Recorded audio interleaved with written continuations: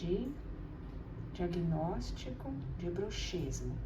E aí a pessoa vai usar 7 dias, olha, 7 adesivos e vai mandar foto para mim todos os dias colocando o adesivo aqui. Dia 1, dia 2, 3, 4, 5, 6, 7.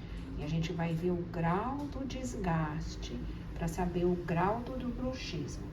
Se ele é cêntrico, se ele é excêntrico e saber se o bruxismo é leve, moderado ou grave.